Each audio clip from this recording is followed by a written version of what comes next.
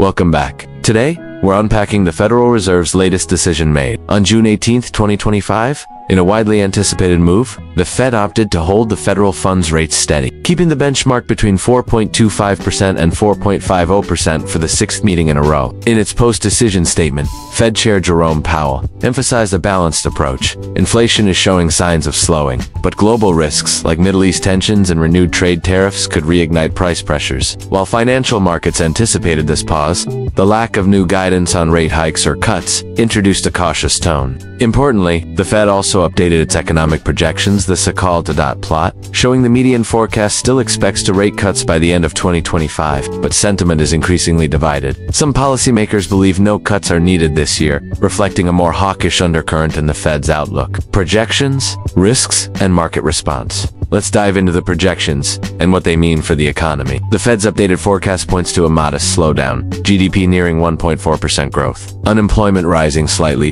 to 4.5%, and inflation hovering around 3% above the Fed's 2% target. Half of the policymakers continue to expect a quarter-point rate cuts this year, while others think no cuts are necessary. This split is visible in the dot plot, where 7 of 19 officials say no cuts are needed, 8 expect to cuts, and the rest are somewhere in between. Analysts see this as a cautious or slightly hawkish shift, especially as the Fed reiterates it wants more clarity on external risks like tariffs and oil price volatility. In the markets, stocks and bonds showed muted response. Traders have shifted focus to upcoming central bank meetings in the UK and Europe, while economists warn that the Fed remains data-dependent, meaning any uptick in inflation could push the pause out further. What it means for you now. Why does all this matter for you and your wallet? Essentially, this rate pause keeps borrowing costs high for mortgages, auto loans, and credit cards AOS. Expect your monthly payments to stay elevated. Homebuyers planning to lock in rates might want to move quickly before any cuts appear. Savers, on the other hand, still earn relatively strong returns on money market and savings accounts.